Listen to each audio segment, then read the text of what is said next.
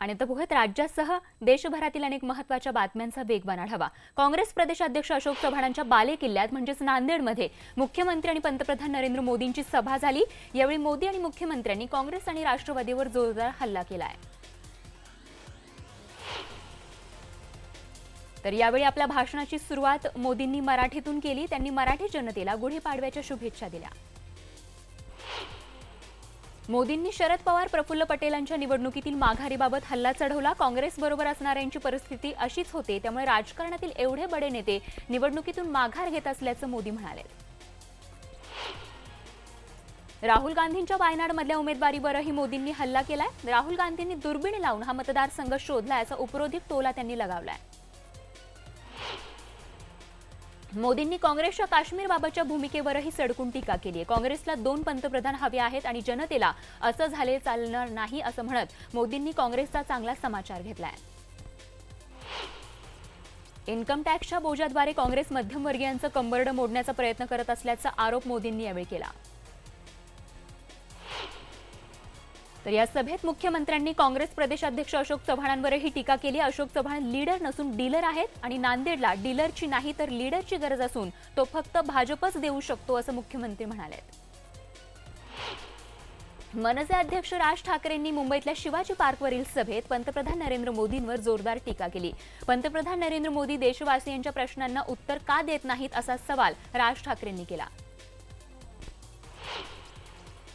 पंतप्रधान नरेंद्र मोदींची राज ठाकरेंनी खिल्ली उडवली आहे। गुगलवर फेकू असं सर्च केलं तर नरेंद्र मोदी असे रिझल्ट येतात असा दावा राज यांनी केलाय। तर याचवेळी काँग्रेस केंद्रात विरोधी पक्षात बसल्यावर काँग्रेसचं महत्त्व कळतं असं वक्तव्य राज ठाकरेंनी केलंय। भाजप अध्यक्ष अमित शहा यांच्यावरही राज ठाकरेंनी तोफ डागली आहे। राज ठाकरेंनी खास त्यांच्या शैलीत शहा यांचा समाचार घेतला। आईला भेटायला जातानाही पंतप्रधान नरेंद्र मोदी मीडियाला घेऊन जातात अशा शब्दांमध्ये राज ठाकरेंनी मोदींवर हल्ला चढवला। लोकसभा निवडणुकीत काँग्रेस राष्ट्रवादीला दिलेला पाठिंबा ही वेगळी बाब आहे। विधानसभा निवडणुकीची भूमिका वेगळी असेल असं स्पष्टीकरणही यावेळी राज ठाकरेंनी दिलंय। देशात मागील 5 वर्षांमध्ये काय झालं त्याचं रिमाइंडर म्हणून 10 सभा घेत असल्याचं राज ठाकरेंनी सांगितलंय। तर पाकिस्तानवर केलेल्या एअर स्ट्राईकचे पुरावे मागणाऱ्या काँग्रेसवर मुख्यमंत्र्यांनी अमरावतीमध्ये हल्लाबोल केलाय। धामणगाव रेल्वे इथे वर्धा लोकसभा मतदारसंघाचे युतीचे उमेदवार रामदास तडस यांच्या प्रचार सभेत देवेंद्र फडणवीस बोलत होते। राज्य आणि केंद्रातले राज्यकर्ते संवेदनहीन असल्याचा आरोप राष्ट्रवादी काँग्रेसचे अध्यक्ष शरद पवार यांनी पुण्यात केलाय। भाजपचे नेते आत्महत्या केलेल्या शेतकऱ्यांच्या मुलांना लावारिस म्हणतात आणि यावरून भाजपच्या नेत्यांची पातळी कळते अशी टीका त्यांनी केली आहे। पार्थ अजून लहान आहे, त्यानं जे केलं ते मलाही आवडलेलं नाही। त्याची चूक फासावर चढवण्या एवढीही नाही, मात्र माध्यमांनीही त्याचा बाऊ करू नये असं आवाहन अजित पवारांनी केलंय। स्ट्रॉंग रूमचे सीसीटीव्ही फुटेज काँग्रेसचे उमेदवार नाना पटोले यांना देण्याचे आदेश हायकोर्टाच्या नागपूर खंडपीठाने दिलेत। निवडणूक प्रक्रियेत पारदर्शकता नसल्याची तक्रार नाना पटोले यांनी हायकोर्टात केली होती। अमरावती जिल्ह्यातील नांदगाव खंडेश्वर इथे वर्धा लोकसभा मतदारसंघाचे भाजपचे उमेदवार रामदास तडस यांची प्रचार सभा पार पडली।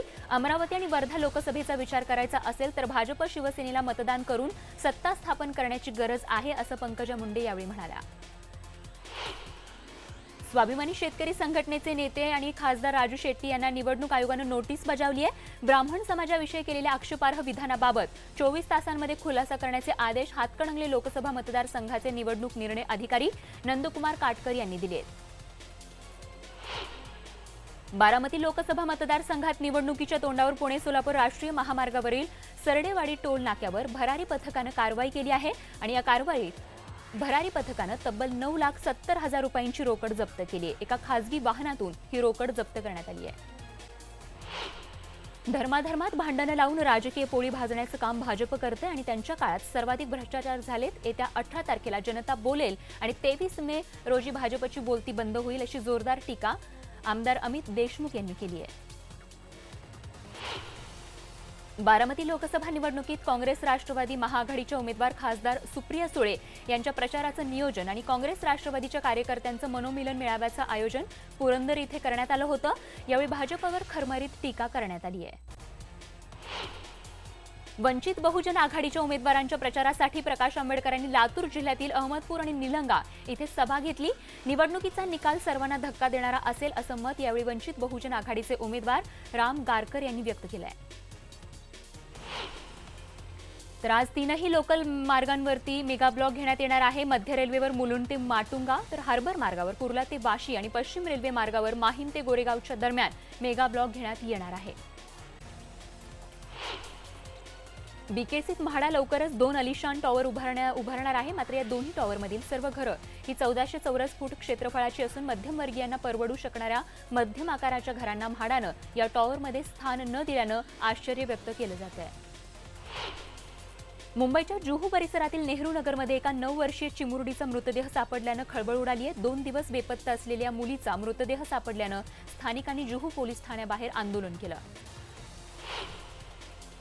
भिवंडीमध्ये लाखिवली गावात वारणा नदीच्या पात्रात वसई वाडा भिवंडी तालुक्यातील नागरिकांनी मासेमारी करून अनोख्या पद्धतीनं गुढीपाडवा साजरा केला।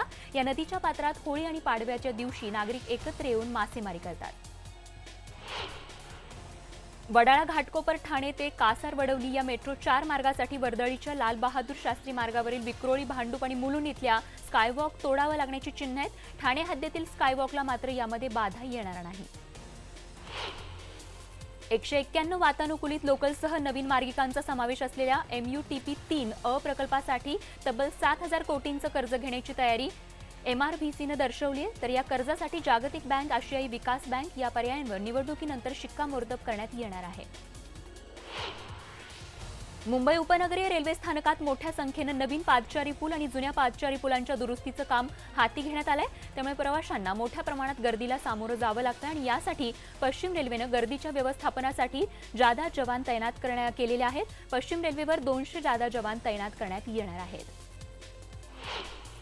वडाळा ताडदेव RTOच्या हद्दीतील खासगी अवजड वाहनांना बेस्टच्या आगारात वाहन तपासणीचे दरवाजे खुले झालेले आहेत। परिवहन विभागानं या आगारामध्ये वाहनांच्या तपासणीसाठी जागा उपलब्ध करण्याची विनंती बेस्टनं मान्य केली आहे।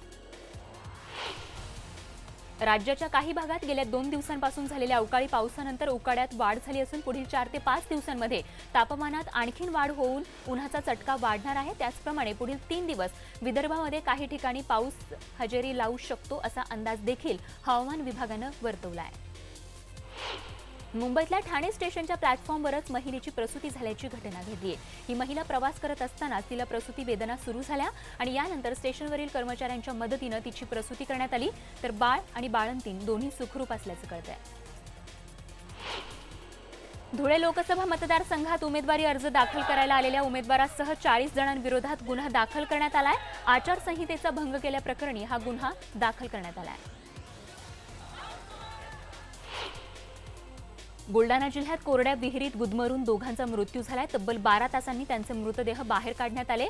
जामोद इथे वाघमारे यांच्या घरासमोरील विहिरीत साफसफाई सुरू होती, त्याच दरम्यान ही दुर्दैवी घटना घडली आहे। सांगलीच्या सुंदरनगर वेश्यावस्तीत लोकशाहीचा जागर बघायला मिळाला। महिलांनी मतदान जागृतीची गुढी उभारली। तर मतदान आपला हक्क आहे आणि सर्वांनी तो न चुकता बजवावा असं आवाहनही या महिलांनी केलं आहे।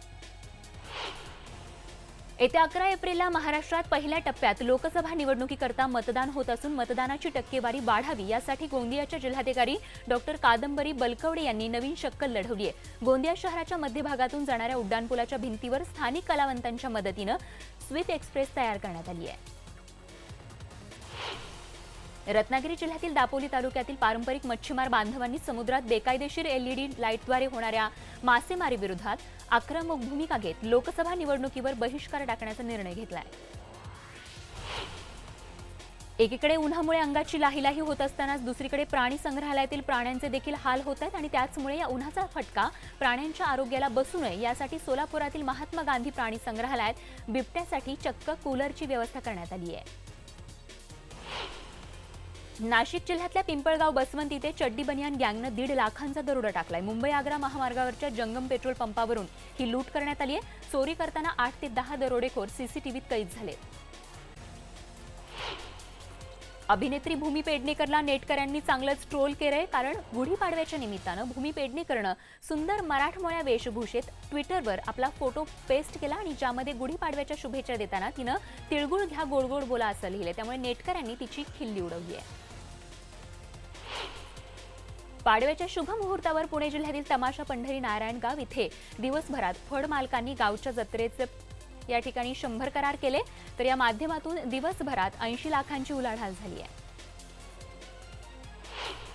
मोकाट वळूने एका ज्येष्ठ नागरिकाला उचलून फेकल्यानं त्या नागरिकाचा जागीच मृत्यू झाल्याची धक्कादायक घटना घडली आहे। पिंपरी चिंचवड शहराजवळच्या बोपखिल गावामध्ये घडलेल्या या घटनेची सीसीटीव्ही दृश्यही समोर आली आहेत। अकोल्यातील हिवरखेडचे किरण हागे यांनी स्वतः हातात टोपलं आणि फावडं घेऊन खड्डे बुजवायला सुरुवात केली। प्रशासनाच्या नाकर्तेपणाला कंटाळून त्यांनी हे कार्य हाती घेतलंय।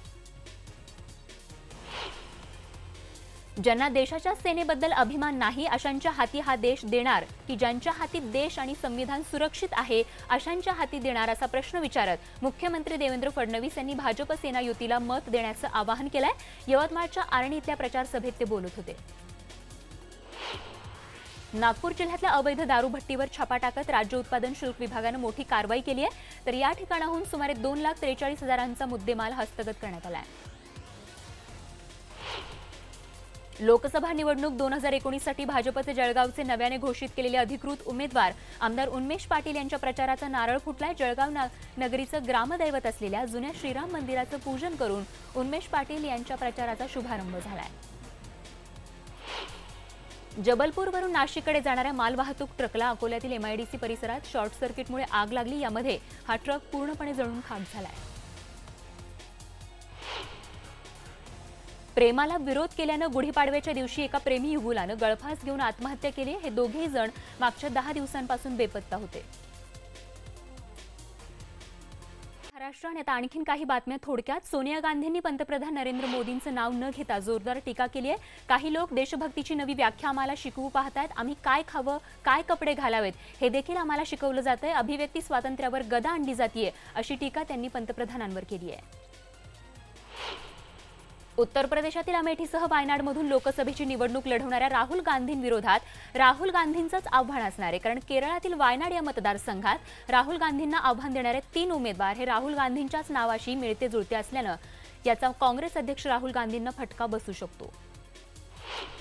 पाटण्याचे भाजपचे खासदार आणि भाजप नेते शत्रुघ्न सिन्हा यांनी नवी दिल्लीत काँग्रेसमध्ये प्रवेश केलाय। भाजपमध्येच असताना त्यांनी वेळोवेळी भाजप सरकार आणि नरेंद्र मोदींवर जोरदार टीका केली होती। पाटण्यातून उमेदवारी नाकारल्यानं त्यांनी पक्ष सोडण्याचा निर्णय घेतला। डिंपल यादव यांनी उत्तर प्रदेशातल्या कनौज लोकसभा मतदारसंघातून उमेदवारी अर्ज दाखल केलाय।